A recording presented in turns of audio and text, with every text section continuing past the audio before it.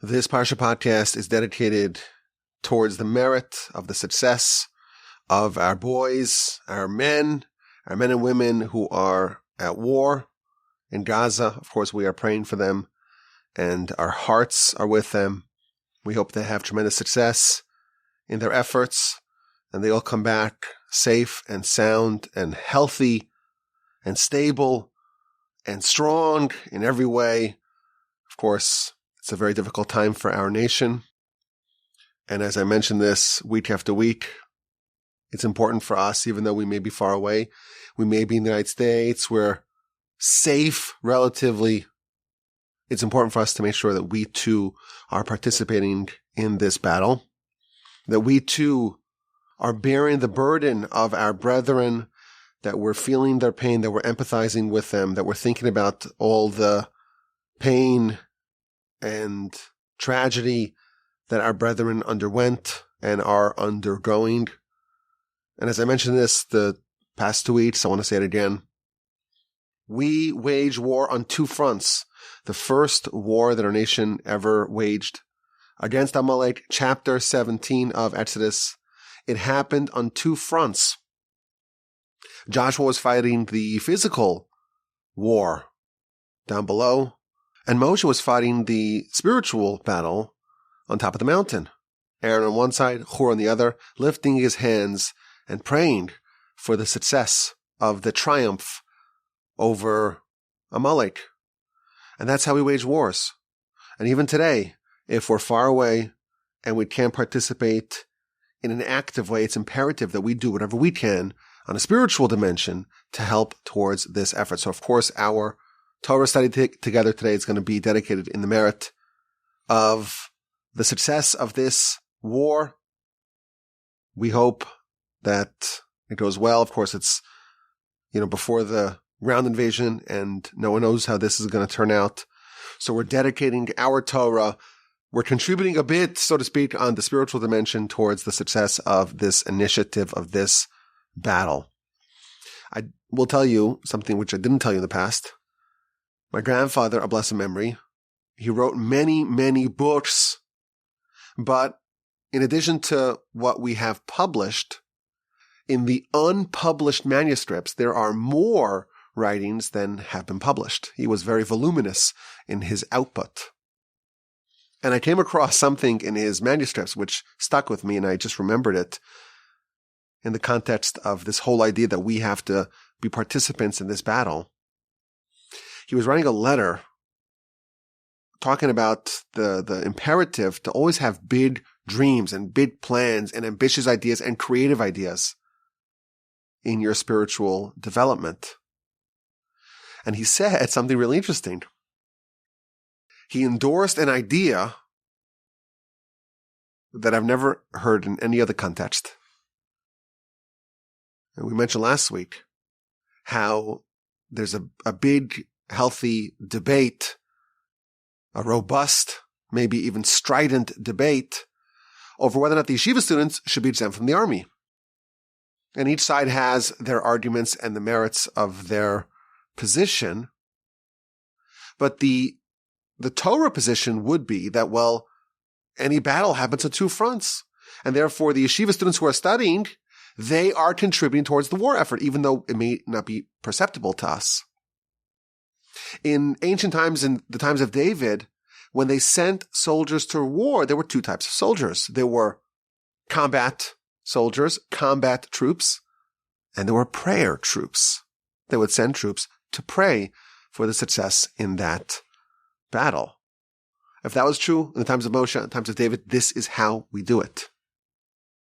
So yeshiva student, the argument goes, they are participating in the trenches just on the spiritual dimension. Here's the idea. In Israel, as is common with many armies, you have mandatory conscription for 3 years. And then, periodically, you have reserve duty, where the units get back together and they spend a couple of weeks or a month as soldiers, making sure that they're ready for war in case they're called up, or it instead of the standing army being limited to just the active 18, 19, 20-year-olds who are conscripted until I think the age of 40. Everyone does reserve duty. Or I don't know the exact rules, but a lot of people do reserve duty as well. So the bold initiative that my grandfather endorsed was that, if the yeshiva students are soldiers, are spiritual soldiers for the benefit of the nation, maybe even after they leave the yeshiva, and they're off, and they get married and start families and move on from the yeshiva, maybe they could come back a couple of weeks a year for reserve duty. Why not? If the soldiers could do it, if they could leave their homes, their families, their jobs, their lives to come back and fight and be participants in the army for the nation, the spiritual soldiers, maybe they should do that as well. That was the idea that he really liked and he endorsed in his letter. But I'm thinking, the reservists, they come up periodically, but then there's a mobilization in a time of war. They get called up. Now it's a time of war. So all of us who have had the great fortune of spending time in yeshiva, we're all being called up. We're all being mobilized for the effort. So all of us should try to do whatever we can to increase our Torah study and our prayer and our recitation of the Psalms of Tehillim. Prayer and Torah are the sword and the bow of Jacob. And with that, hopefully we can contribute our part towards the success of this war. It's Parsha Lech Lecha. We meet Abraham. This is the beginning, really, of the story of the Jewish people. And what a story it is. Abraham is told to leave his homeland, leave the house of his father, leave his birthplace, and travel to the unknown. And he travels. And he takes with him a retinue. Lot, his brother-in-law / nephew, Sarai, as she's called, his wife, and all the souls that they made in Haran. And they travel. And they arrive in Canaan, and they travel all over Canaan. And although God promises that things will be good in Canaan, there's a famine, and he has to flee. And then his wife is accosted. It's a whole story. Abraham's traveling all over Canaan, has to go down to Egypt. His wife is kidnapped. She is eventually returned, and they leave from Egypt, and they ascend back to the land of Canaan with great wealth. And the first of the 3 segments that I want to cover today talk about the departure of Lot from Abraham. Lot is Abraham's student, confidant, sidekick of sorts, his relative.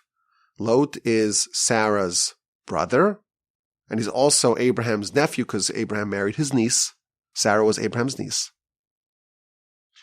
And they're traveling together, and he seems to be with him all along, step by step. But now when they ascend back from Egypt, Lot has been enriched. And we have 2 massive camps, the camp of Abraham and the camp of Lot. And there is conflict. There is friction between these 2. And there's insufficient grazing area for both of these flocks, the flock of Abraham and the flock of Lot. And there's a fight. There's a conflict. The shepherds of Lot and the shepherds of Abraham are at odds. And Abraham tries to resolve this tension. And he tells Lot, let's not fight. After all, we're like brothers. Between me and between you and between my shepherds and your shepherds, we're like brothers. It's improper for us to fight. Let's separate in an amicable fashion. There's a lot of land. Let's separate from each other. You go right, I go left. You go left, I go right. And Lot makes a fateful decision. The verse tells us, this is chapter 13, verse 10. Lot lifted his eyes, and he saw the Kikar HaYarden, the plain of the Jordan. It's a paradise. He sees the cities of Sodom and Gomorrah, and they are like the garden of Hashem. They're like the garden of Eden. They're really literal paradise. And Lot decides to go there. And they depart, and Lot and Abraham are no longer together. Now, Lot makes several reappearances in the Torah. He's going to be captured, Abraham will save him, and of course, in next week's Parsha, the time expires for the people of Sodom and Gomorrah, and God sends angels to overturn said cities. And they spare Lot, they save Lot and his wife, at least temporarily, and his 2 daughters. His wife turns around, she turns into a pillar of salt, and Lot is saved with his daughters, end up in a cave, and something quite ignominious happens, where they are under the impression that the world is over, it's time to repopulate, even if that means that we become pregnant from our father. Lot is inebriated, and Lot, in successive nights, he cohabits with his daughters, producing the bastard sons that are the namesakes of the eponymous nations of Ammon and Moab. So Lot's going to make some reappearances, but now his time with Abraham is up. He has made his choice. He has chosen to head in one direction, and he heads to the cities of Sodom and Gomorrah. Now, if you pay careful attention to these precise words of the verse, you find something very, very interesting. As we know, certainly this year, we're trying to go a little bit deeper behind the scenes, beneath the text of Scripture, of the Torah. When we read a verse, we have to realize that there are no extra words. And every apparent extra word, it must be there for a reason. It's not extra. And thus, when we find a word that seems to be extra, we're actually discovering a lesson. Lot has to choose. Abraham tells him, go right, I go left, I go right. You choose, it's up to you. It's possible, maybe, that Lot could have said, no, Abraham, I'll stay with you, and we'll resolve our conflicts. Lot didn't make that choice, much to his eternal ignominy. He chooses to go to Sodom and Gomorrah. And why? The verse tells us, chapter 13, verse 10. He looked towards the plain of the Jordan, and it was all fertile. And then the verse adds, before God destroyed the cities of Sodom and Gomorrah. It was like the garden of God. It was paradise. Now, of course, this is a spoiler alert. In next week's Parsha, God will overturn the cities of Sodom and Gomorrah. He will rain fire and sulfur upon those cities, and they will no longer look like an idyllic paradise. And the verse stresses that when Lot made a decision to move there, it was before Sodom and Gomorrah were turned into a hellhole, an apocalyptic hellhole, a smoldering canyon of ruin. Don't think that Lot went there after it was completely destroyed. Oh no, it was before God destroyed it. And before it was destroyed, it was paradise. Now the question is, well, obviously, if Lot went there, he didn't go there after it was completely uninhabitable. Why does the verse need to stress that Lot went to Sodom, to Sodom and Gomorrah, before it was destroyed, when it was like a Garden of Eden? There are some extra words there. And there cannot be extra words in the Torah. So the answer, perhaps, is that Lot understood, even when he went there, that its days were numbered. Lot, after all, was a student of Abraham. As we shall see later on in his narrative, Lot does kindness almost like Abraham does. Lot bakes matzah because it's Pesach. He obviously has a deep understanding of the Abrahamic ideals. Lot was able to interact with angels. He wasn't a dunderhead. He wasn't a simpleton. He wasn't just a layperson who didn't have any understanding. When Rashi interprets the words that when Abraham tells Lot, we're brothers, Rashi says that they were similar. They had a similar visage, that a similar countenance. On a spiritual level, that means that Lot and Abraham looked similar physically. But because the physical is just a manifestation of the spiritual, what this actually means is that Lot was spiritually similar to Abraham. We do find that Abraham excels. He's the paragon of kindness. And Lot also does Abrahamic kindness. Abraham is the initiator, really, of modern monotheism, faith, really. And Lot celebrates Passover by making matzah. Passover, after all, is the festival of faith. Abraham's qualities and Abraham's greatness is in some way manifested in Lot. We can call Lot a poor man's Abraham.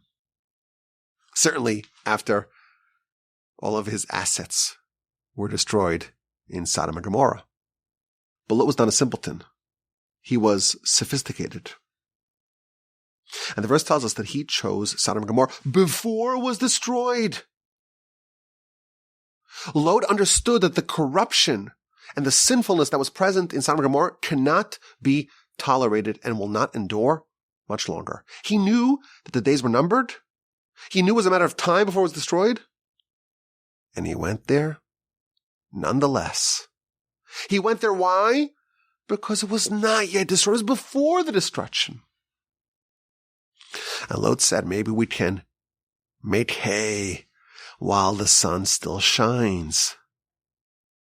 We can still enjoy the music on the deck of the Titanic for another hour or so.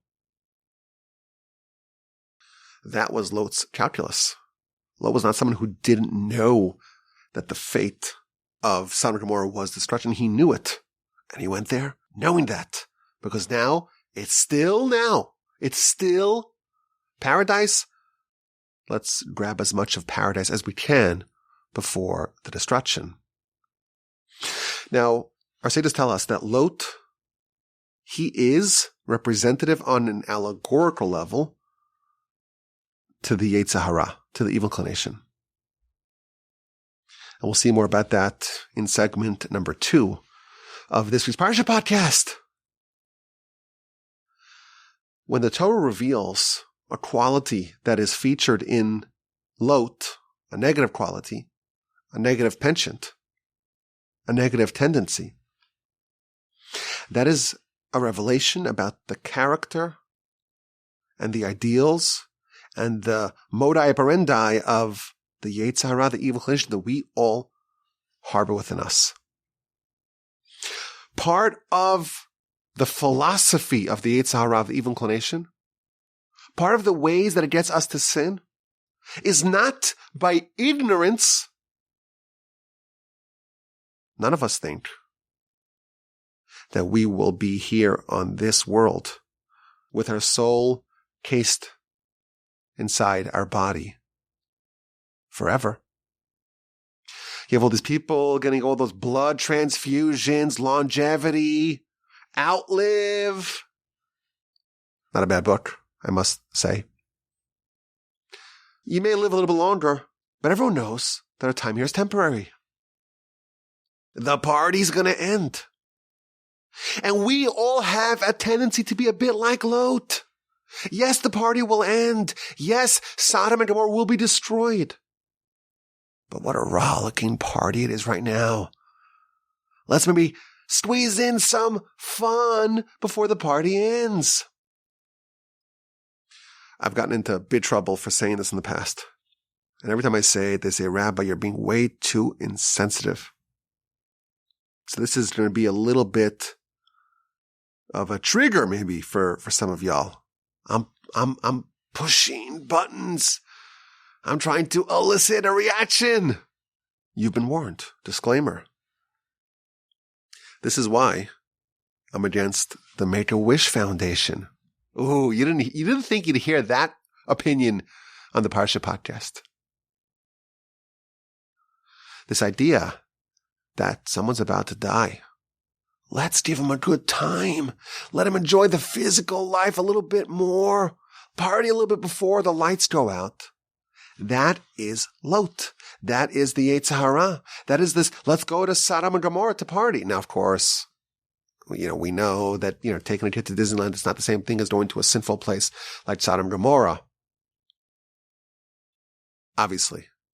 But the point, the principle that we're being taught over here is that we have to realize that our current orientation is not permanent. It's not eternal. And we have to think about what's going to be in the future.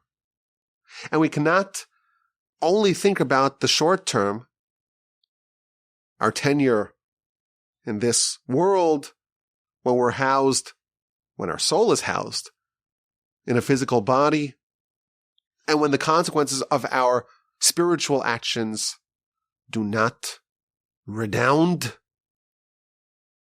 You could go a whole lifetime without studying Torah, without doing mitzvos, and you won't really feel much.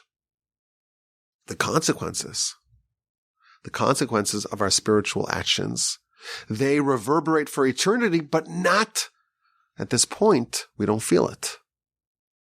It's before there's any destruction, before there's any turmoil, before the sins of Sodom and Gomorrah are exacted upon by God. Lot knew that there was judgment. He knew there was an accounting and a reckoning that will happen to the cities of Sodom and Gomorrah. He knew that. And he went nonetheless. The Talmud tells us that one of the ways that a person can avoid sinning is by remembering the day of death. You remember that your tenure here is not forever. Your time here is limited. You will be ushered to a different world. Your soul will be extricated from your body. Your body will be buried, maybe even planted for the future, for the resurrection. And you will have to give an accounting and a reckoning before God. That's a terrifying notion.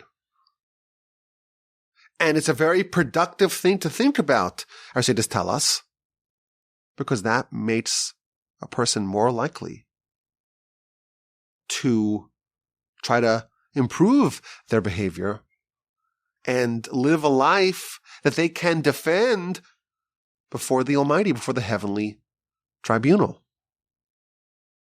So if you think about the day that you're going to die, you'll live a more productive and uplifting and meaningful and righteous life.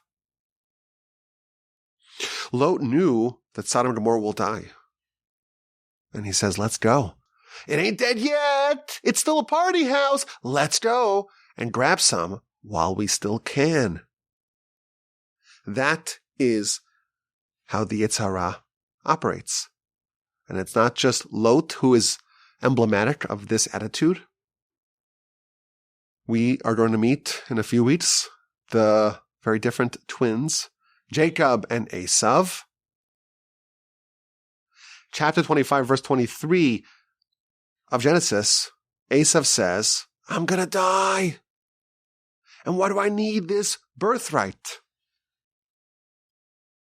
And the commentaries point out that Esav is behaving exactly like Lot.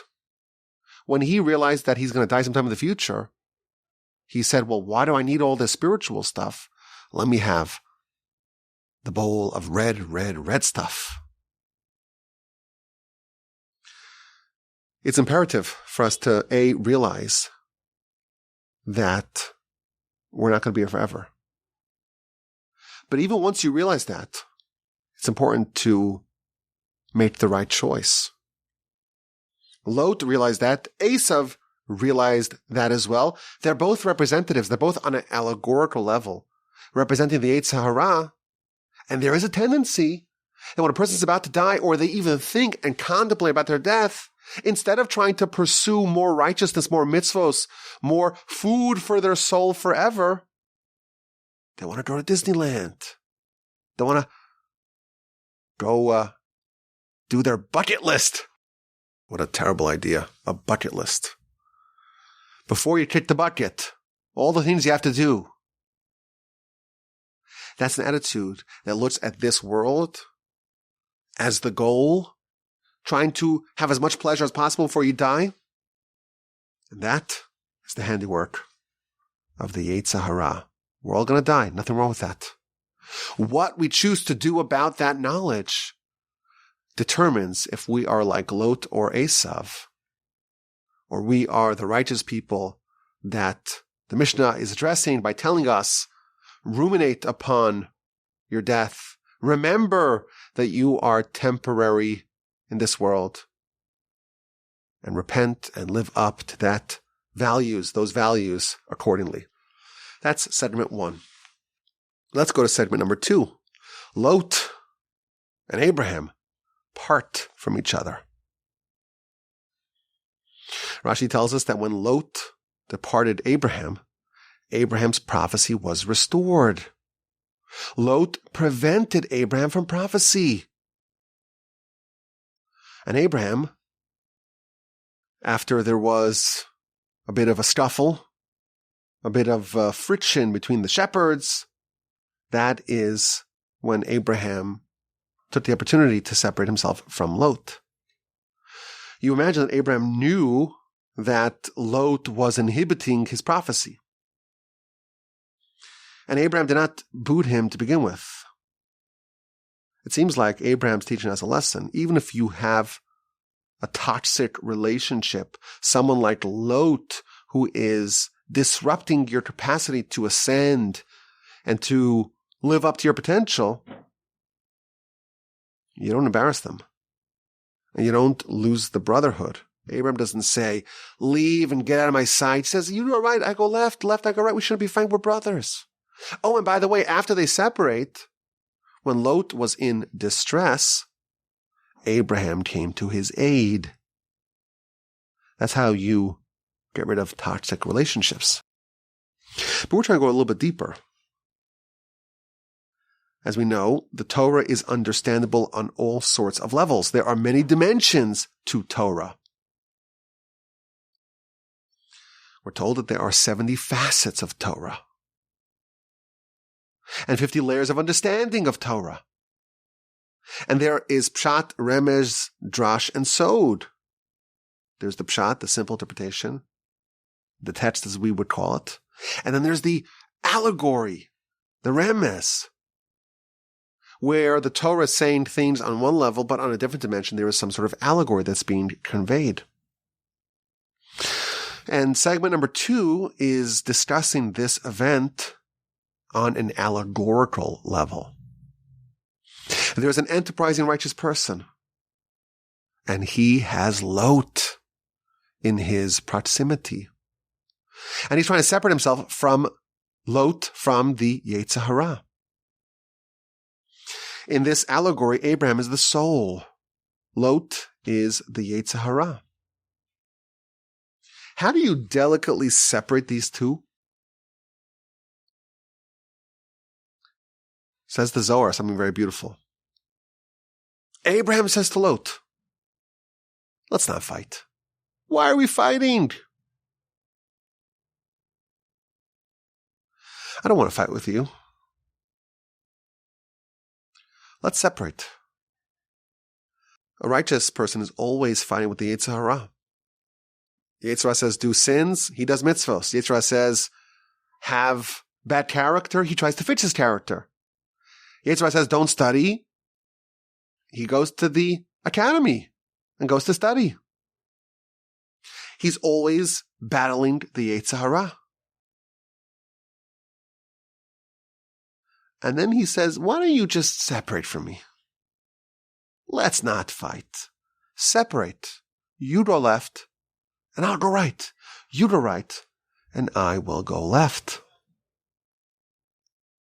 If a person is committed to fighting the Yetzer Hara, and they're always fighting in every dimension of a person's life, he or she is aware that there's a constant battle between the Yetzer Hara and themselves,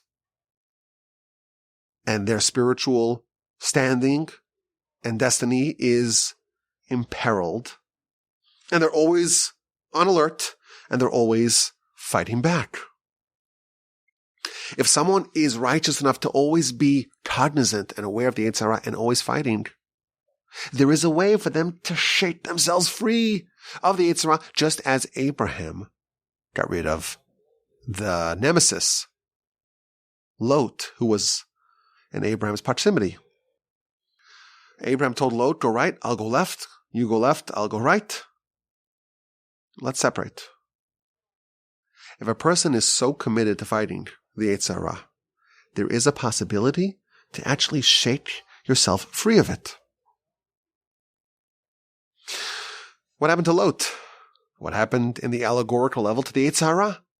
He looks at the Jordan Plains, and he sees the city of Sodom and Gomorrah, and it's full of sinners. Sinners who won't be as problematic as Abraham. Abraham's always fighting with me. What a hassle. I'll go there.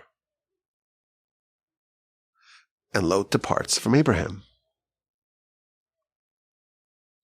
This reminded me of the old commercials that I used to hear for LoJack. I don't know if that's still in style, but it was like a low-tech way to protect your car from being stolen. It was like a lock that they placed upon your wheel. And I remember hearing that, the car thieves, they could pick the lock for the LoJack, but when they see a LoJack on your steering wheel, they say, you know what, the car that's next to you doesn't have the LoJack. I'll save myself the 60 seconds and I'll go break into that car and steal that one. So it didn't make you impervious to having your car stolen. It just made such a hassle for the thief. What the Zohar is telling us is just make it such a hassle for the Yetzer Hara to fight you. It's not worth the pain. It'll just go to Sodom and Gomorrah. There are plenty of people who won't be fighting, and those are much easier targets. If you're so irritating, you're just such a nudnik. You're always fighting and always finicky and never happy. The Yetzer Hara will just leave. It'll give up. It'll find other fish in the pond. And then what happens then? The following verse is that Abraham was laden. He was very laden. What was he laden with? On the allegorical level, Abraham was laden with righteousness and with Torah and with mitzvos. I found this to be a very beautiful insight. First of all, it's always nice to see this whole notion of the Torah being understood on multiple dimensions and levels. Abraham's the soul, and Lot's the Yetzer Hara, and this whole notion, this whole idea that you can free yourself of the Yetzer Hara by telling it, just go to some other place. Let's separate. Again, provided that there's the prerequisite of you always fighting and always being in conflict. There's always friction, which is a positive thing, to always be fighting with the Yetzer Hara. There comes a point where you can say, I'm done with you. And the Yetzer Hara will just give up. What a hassle to deal with. You always fighting, I'll just go find someone else. It just gives up. It goes right, you go left. It goes left, you go right, and we'll find other fish. Now, I find this to be very interesting because we don't think of the Yetzer Hara as having exhaustible powers. If it has infinite powers, if it has unlimited resources, if there's no scarcity for the Yetzer Hara, it could do both. It could fight the people or it could cause the people of Sodom and Gomorrah to sin and you, the righteous. Moreover, as we know, the more righteous a person is, the Talmud tells us, the stronger their Yetzer Hara. Kol hagadol mechaveru yitzro gadol himenu. So what's this idea that the Yetzer Hara will leave you? I don't understand this point of the Zohar. It's possible that when someone becomes greater, their Yetzer Hara is greater, but the other Yetzer Hara, the less sophisticated Yetzer Hara, that one actually leaves and goes and picks on the people of Sodom and Gomorrah. Meaning, That as you elevate, as you transcend from level to level, there is a type of Yetzer Hara that you lose, that just gives up on you. You have the spiritual low jack. It leaves and it goes to pick on others, but you are upgraded. Your soul is elevated now. You're on a higher spiritual level. Oh, and you also have a more spiritual Yetzer Hara that fills the place, fills the void of the Yetzer Hara that departed and went to Sodom and Gomorrah. And finally, the third segment, the deepest one. We went deep and a bit deeper. And now we're going the deepest idea. It's so deep that there will be parts of it that I will have to tell you, listen, this is just too deep for me, too advanced. It's beyond me. It's over my head. It's esoterica. It's part of the arcane, understood only by the select few. At the end of our parsha, we have the bris milah, the circumcision. God tells Abraham, become perfect, walk with me. He changes his name. He gives him the covenant of the land of Israel, the land of Canaan. He says, I'll always be with you. He promises him that Isaac will be born. And he gives them the first mitzvah that every Jewish boy does, the mitzvah of circumcision, the eternal bond that we have with the Almighty that is etched into us, the eternal covenant between the Jew and the Creator. First thing I noticed, chapter 17, verse 3, the verse says that Abraham fell on his face, which is a common motif in the Torah. When there's prophecy and God arrives, you fall on your face. And that's what the Ramban says. Well, you have prophecy. It's an intense experience. You can't handle it and you fall. But Rashi says something else. Why is Abraham falling upon his face? Well, the first thing it says is, well, because there's a certain dread, a certain awe of the Shekhinah, of the divine presence. And then Rashi adds something unbelievable. I didn't notice this until this year. Up to the point of the circumcision, Abraham did not have the strength to stand up while he was experiencing prophecy. And he gives an example. Bilam, the idolatrous, non-Jewish prophet, the verse describes him as he was nofel, he was falling down. Rashi is implying that after the circumcision, Abraham didn't need to fall down. He didn't have the dread, the awe of the Shekhinah, of the divine presence. He was able to stand up. But this, verse 3, is before the circumcision. Abraham does the circumcision at the end of the Parsha. And that's why Abraham fell on his face. He was then called Abram, of course. So to me, this was very interesting because this tells us that circumcision, it gives a person spiritual fortitude to be able to absorb divine revelation. And I had an idea to kind of see another example of this. Before the Exodus, Parshas Bo, we've talked about this in previous years of the Parsha Podcast. The nation did 2 mitzvahs before they left Egypt. 2 mitzvahs that have blood in them, the blood of the paschal offering and the blood of the bris milah, of the circumcision. And Rashi tells us that the nation was supposed to leave, and they were barren, they were empty, they were naked from mitzvos, and they had no merit to leave, and therefore God gave them 2 mitzvos, the blood of the Pesach offering and the blood of the circumcision, the bris milah, and that was the merits that enabled them to leave Egypt. But I had an idea. Maybe there's another wrinkle here. If Rashi tells us that an uncircumcised person does not have the strength to withstand a spiritual revelation of God, and that's why Abraham fell on his face, because before the circumcision he wasn't able to handle it, he wasn't able to bear it. Maybe this is why specifically the mitzvah of circumcision had to be done before the Exodus, because after all, the Exodus, that was a revelation. The firstborn died at the very same moment because there was a revelation of God throughout Egypt. God himself, not an angel, appeared.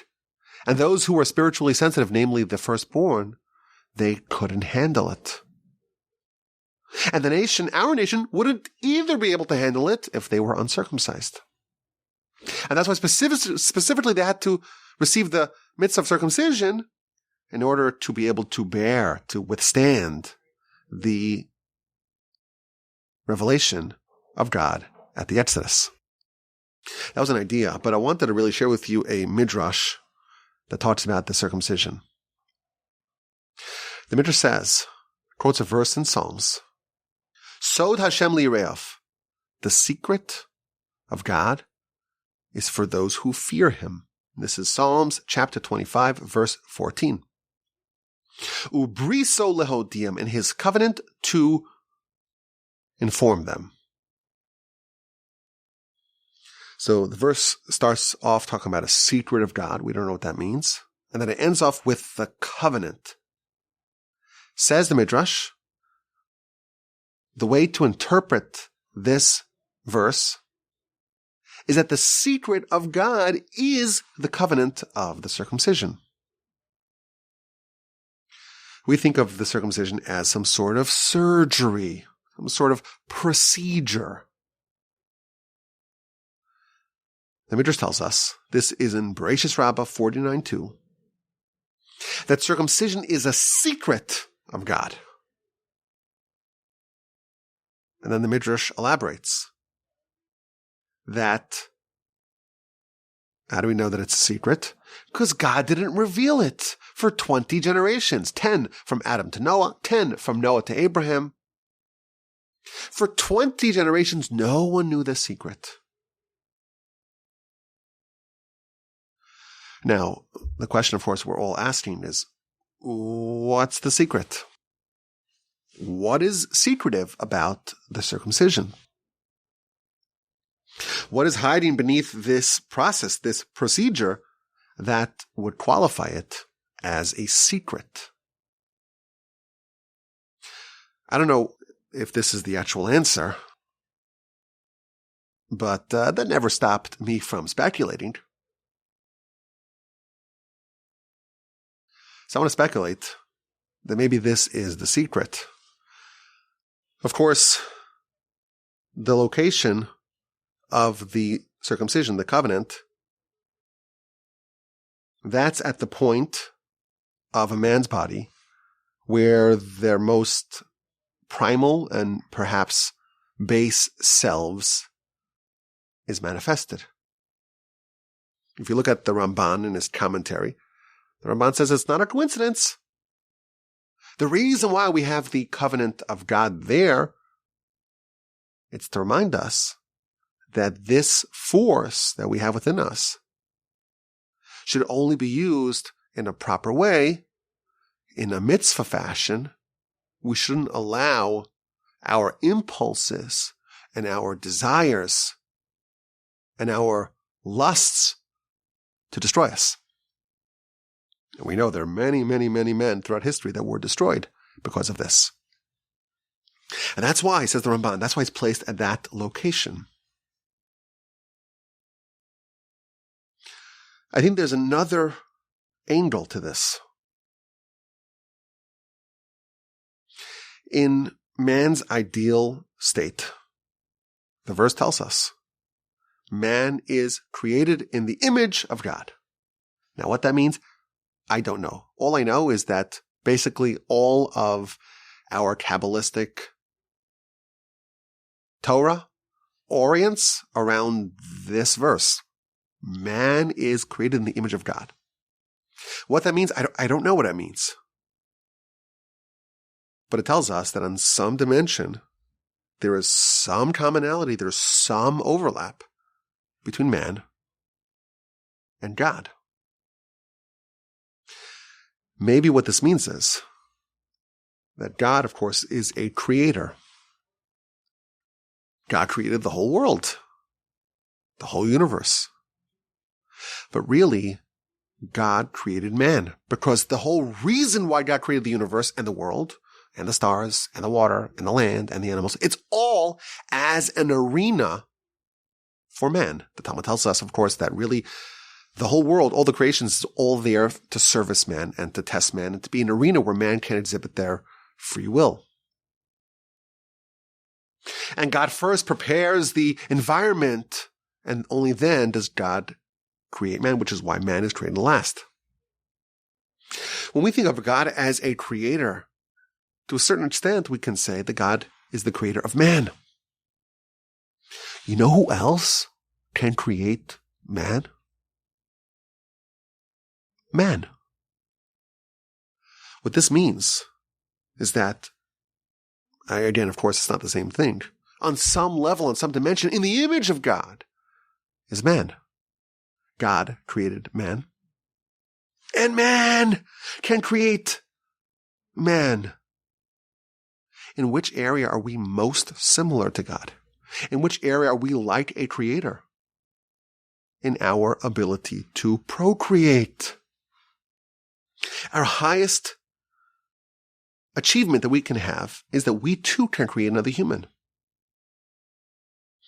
The Ramban tells us that this is the area where men are challenged more than any other place. It's no surprise. Wherever you have great capacity for spiritual greatness, there must be an equal counterbalance of capacity for destruction.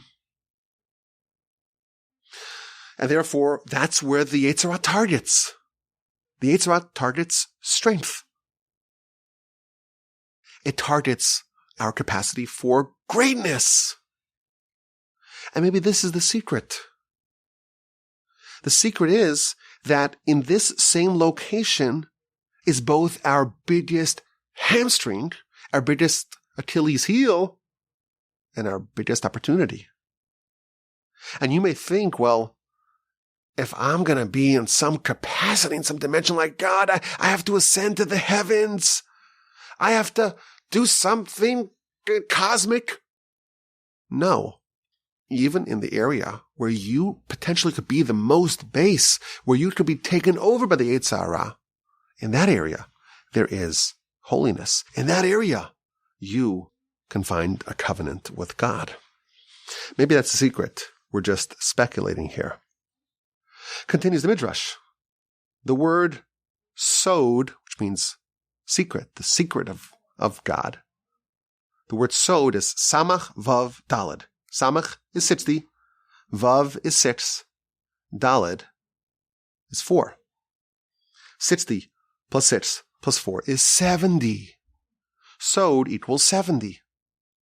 In the merit of 70, we have the 70 souls that descended to Egypt.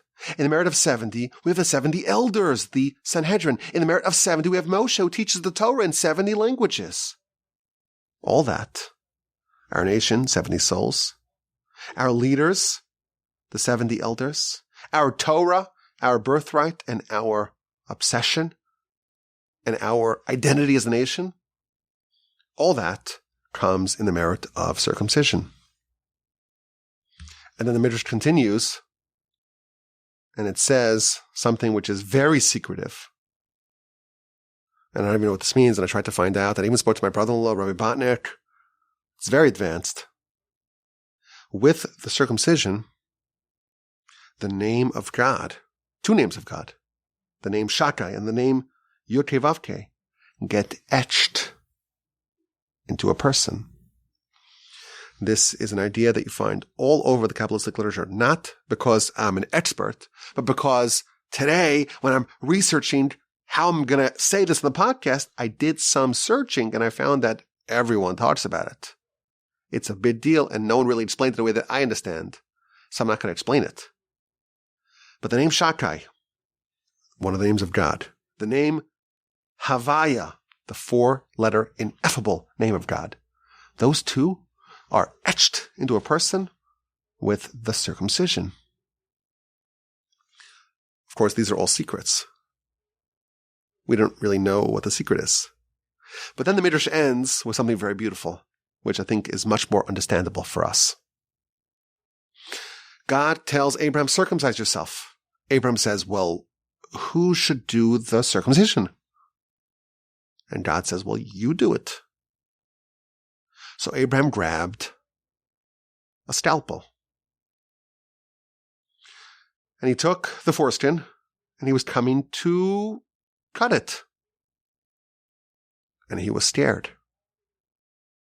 Says the Midrash, God, so to speak, grabbed the scalpel and held it together with Abraham.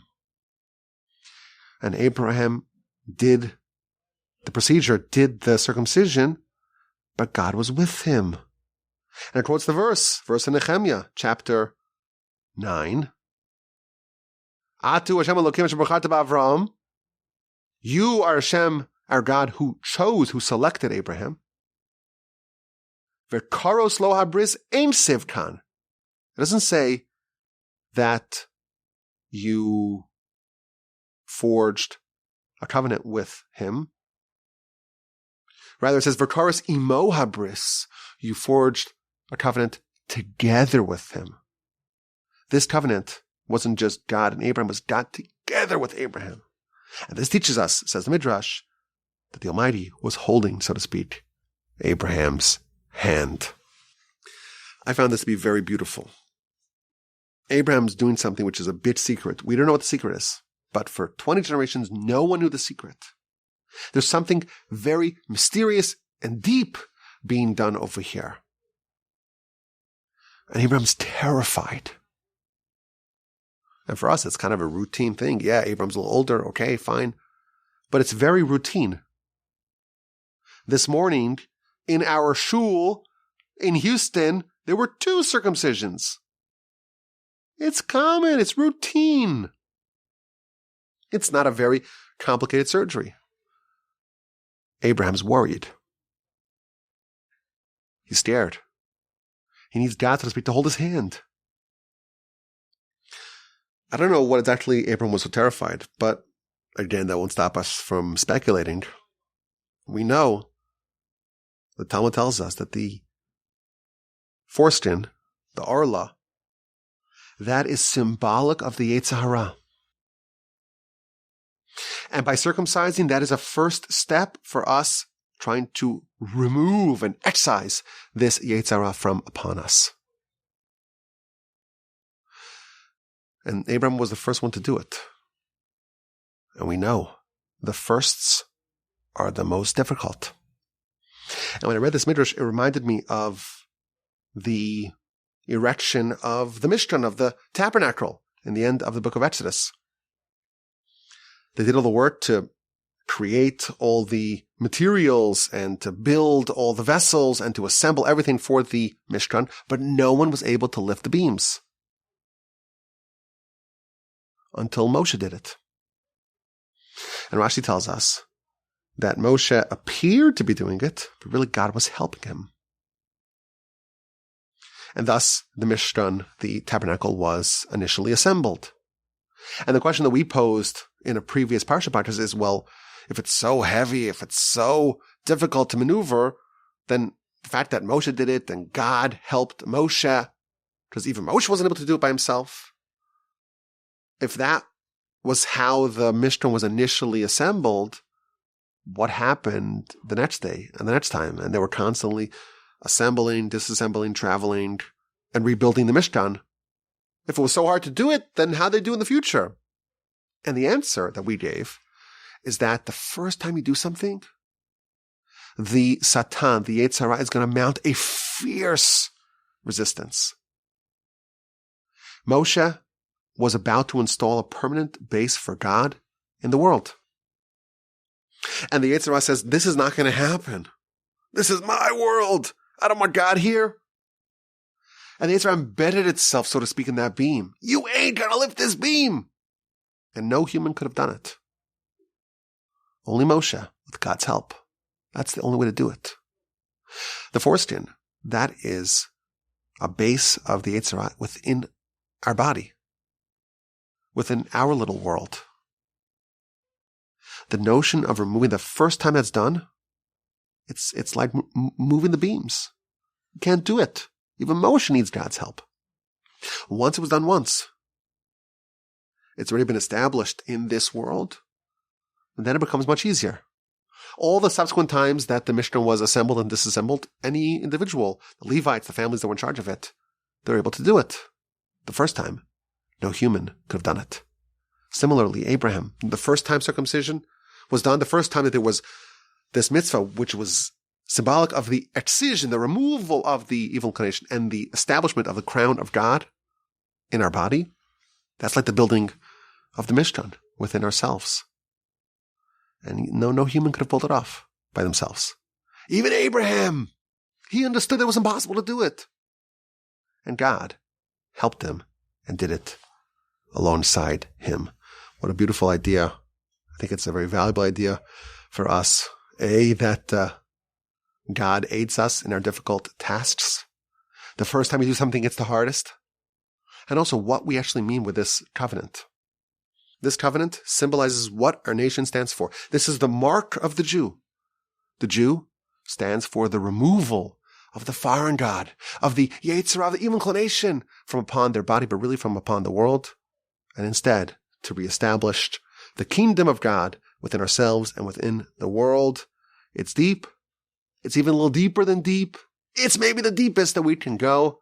We a few times had to raise up our hands in surrender and say that it's way too deep for us. But that's what we try to do over here on the Parsha Podcast. My name is Yaakov Wolbe. My email address is rabbiwolbe@gmail.com. I have a lot of other podcasts that I would love if you would sample. Listen to them. I work really hard, not only on the Parsha Podcast, but also on those other shows. I try to get to every email that's ever sent to me. I respond personally. It does take some time. I'm really embarrassed at the size of my inbox right now. It's bulging. And some of y'all are thinking, well, you haven't got to my email from like a month and a half ago. Please forgive me. I try to get to everyone. Oh, well, I strive to get to every single email and to respond to myself, but I do like to do it in bunches. As I mentioned the previous week, my docket is, thank God, very, very full. I just finished another chapter for my upcoming book, Please God, yesterday. It's a ton of work. I love every second of it. And I love all of y'all, of course. Have a wonderful day, a splendid week, a sensational Shabbos. Put in your prayers, put in your Torah study for the success of our people. It really, really matters. It really, really makes a difference. And don't take my words about the Make-A-Wish Foundation so seriously. I'm trying to convey a point. Don't get caught up in the example. Don't get it's okay. It's okay. You can take it to the game. It's okay. But the principle is important for us to remember. Have an amazing rest of your week. Send me an email, rabbiwolbe@gmail.com, and please, God, with help the Almighty, we'll talk again next week.